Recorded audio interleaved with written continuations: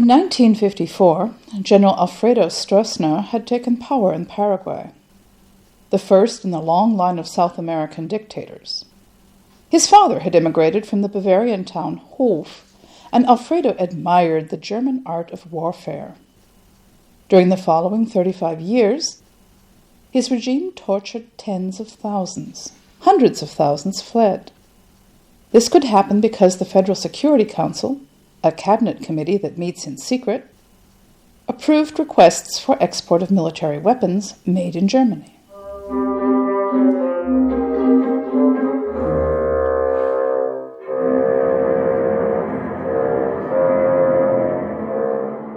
When the Nazis capitulated unconditionally in 1945, the Allies wanted to prevent German militarism from resurging and disbanded the armaments companies.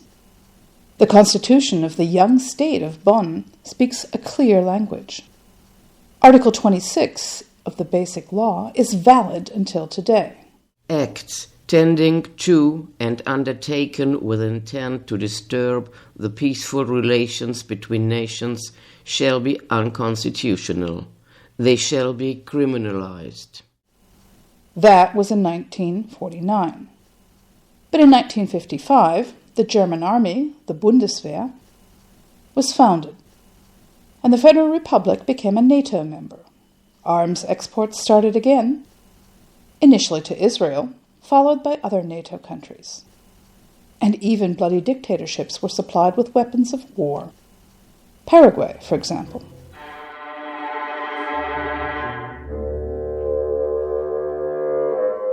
Diplomatic relations with the government in Asunción were re-established in 1952. The records of the Federal Foreign Office are stored on microfilms. The consulate cared for the German settlers, including many Nazis who had immigrated after the Second World War.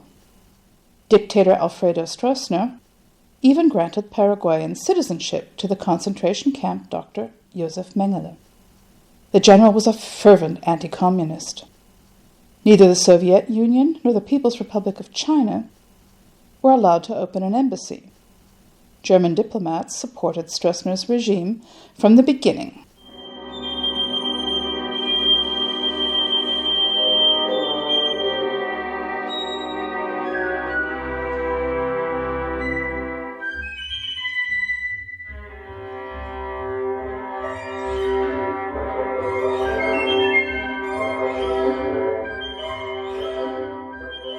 The German embassy in Asunción reported about terror waves, medieval torture methods, political prisoners, looting and rape by the police, but only in the internal communication of the ministry in Bonn. They opened the doors for the Paraguayan ambassador to the Bundeswehr. He is a professional officer and was formerly Minister of War. He was interested in German military tradition and wanted to deepen the connections and learn from the new German experiences. At that time, many diplomats still had the old German experience, Nazi skills. The ambassador visited the German Army Academy, the General Staff Officers' School, the former War Academy, the 5th Armored Division, and the Artillery School. A month later, the Foreign Office asked its embassy in Asunción about the authenticity of several press reports that the Director General of the Military Medical Service had visited the German military health services, accompanied by Hans-Ulrich Rudel, a highly decorated dive bomber pilot in World War II, and a central figure in Nazi exile. The embassy confirmed the information. The general had been invited by the Siemens Corporation and wanted to go on a shopping spree in Germany, escorted by Rudel, the legal representative of Siemens in South America. Siemens is looking for a large public contract from the military hospital in Asunción. In 1958, Chancellor Konrad Adenauer planned a state visit to South America. Paraguay was not on his route, informed State Secretary Hans Globke. The Foreign Office disagreed. Adenauer should pay the dictator a courtesy visit. Paraguay is particularly friendly to us. It has no economic ties to the Eastern Bloc. If it were left out of the Chancellor's visit, our relationship would be damaged. In the end, Adenauer stayed at home. His foreign minister was convinced that there was no alternative to dictator Stroessner, even though the United States supported the opposition in exile. Its removal could lead to a political earthquake. In the current situation, Stroessner is the only man who is able to hold together the Celtic state. Further support of the Stroessner government is advisable. In 1959, the Ministry of Foreign Affairs in Bonn warned its local embassy about alleged communists, including the Paraguayan Minister of Justice and several judges. The information came from a special source. This happened in the same year as when the Cuban Revolution overthrew dictator Batista, a colleague of Stroessner. While the entire Latin American continent is shaken by the struggles, bloody uprisings, and revolutions that have been caused by the strong communist attack, Paraguay has become the stabilizing element. Also, chaos threatens in neighboring countries. The situation of the Stroessner government is stable. For years, Stroessner pressed to be invited to the Federal Republic as a state guest. After all, his father came from Bavaria. Daimler-Benz was very interested in his visit of the factory in Stuttgart. The Foreign Office proposed an invitation from the Bavarian Prime Minister, Alfons Goppel. And Goppel was delighted. Only the problem of payment remained. The ambassador asked the ministry in Bonn, I don't dare to tell the Paraguayans that the unofficial entourage pays for itself. After all, as a developing country, they feel like a privileged country, and as a result, they are not used to pay for their costs. In July 1973, the dictator was received with all military and civil honors. The federal president offered a lunch, and gifts and medals were distributed. Bavarian Prime Minister welcomed him solemnly at Schloss Brühl with the words, Under your prudent leadership, the country has made significant progress in the prosperity of broad levels of the population. Liberal Foreign Minister Walter Scheel took time for his prominent guest, who continued his trip visiting the city of Hof and the castle of Hohenschwangau. In Hof, however, he was not received so harmoniously. In the city council of Hof, the opposition asked him for political prisoners, and protesters called him a fascist general. After the bloody coup in Chile in 1973, the German Solidarity movement demanded the admission of refugees from Latin America. Their petitions are filed meticulously in the records. The Cold War was just over. In Bonn, Willy Brandt ruled, a social democrat and a former refugee from the Nazis. But his Minister for Foreign Affairs, Liberal Hans-Dietrich Genscher, did not want to let communists into the country, not even the persecuted. The prisoners that you mentioned are important leaders of the Communist Party. We have to be careful on the issue of long-term political prisoners because President Stroessner could understand any direct intervention as an interference in the country's internal affairs. Stroessner also persecuted Social Democrats, Liberals, and Christian Democrats. The Mission Brothers of St. Francis sent a report to Federal Minister Genscher relating to the abduction of Erwin Kohlmann, a German citizen and priest. 4 civilians had entered the Christian community of Acre and had tied up the priest. In prison, Police Inspector Nunez, who had been trained before by the German police, interrogated him. In Paraguay, Nunez abused priests. The Foreign Office wrote to the International Red Cross, Receiving refugees would burden German-Paraguayan relations. According to the Red Cross, the detainees come from left-wing circles. This view is probably true. Therefore, political activities of those admitted refugees inside the Federal Republic must be expected. In our free society, it will be impossible to be monitoring effectively if the refugees would comply with the obligation to abstain from any political activity. The costs would also have to be taken into account.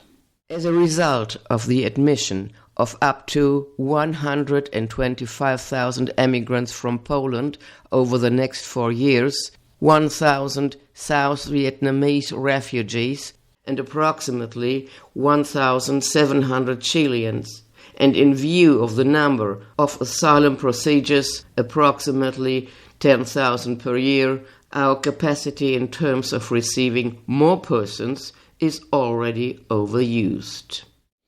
Money was not the only problem.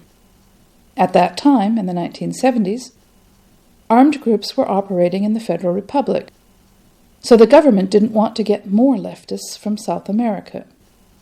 Only after the media reported widely on the terror regime of General Stroessner, the Foreign Office began to move and brought the doctors Gladys Sunneman and Bogado Gondra to Germany. This had been unimaginable for years. The Paraguayan Minister of the Interior withdrew the passport of the chairman of the local Human Rights Committee, a Paraguayan, but the German embassy issued a travel document.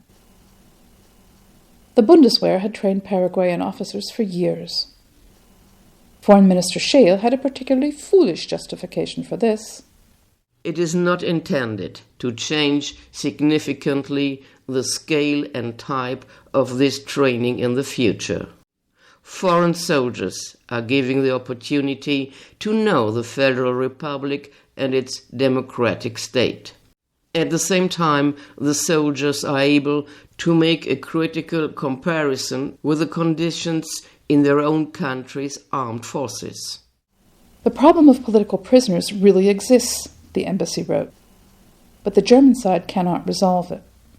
Cancelling training assistance would not change anything in favor of the detainees. It is proven that the Paraguayan army was involved in repression, Amnesty International answered.